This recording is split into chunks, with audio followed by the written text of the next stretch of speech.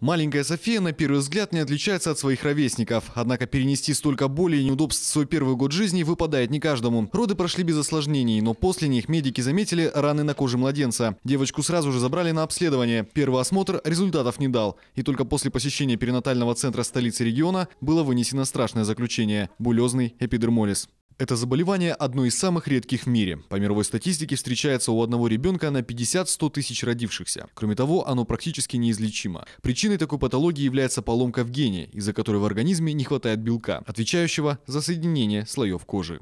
Ребенок не может есть твердую пищу. Круглосуточно малышка находится в специальных бинтах, которые защищают ее кожу от повреждений. Родители Софии ни на секунду не отходят от любимой дочери. Это нельзя запускать. То есть это, опять же, благодаря только обработкам она у нас будет вот в таком состоянии. Если не поддерживать, то есть, соответственно, и дети и гниют, и рак получается, и крови, все на свете, потому что это постоянно нужен уход. Уход тоже нужен, 24 часа в сутки за ней нужно смотреть.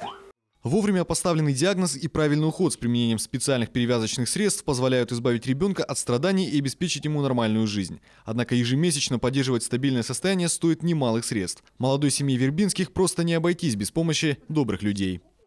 Поначалу было очень тяжело, правда, когда от незнания, еще когда нету поддержки, здесь ни врачи никто не знает, очень. Ну и в финансовом плане это неподъемное лечение, так скажем, в рамках одной семьи.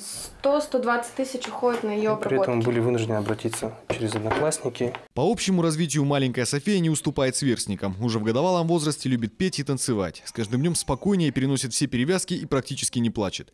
Дети-бабочки могут вести полноценный образ жизни. Это совсем непросто, но достижимо. И помочь им можно. У Софии Вербинской есть страничка ВКонтакте и в Одноклассниках, где описана подробная информация по перечислению средств.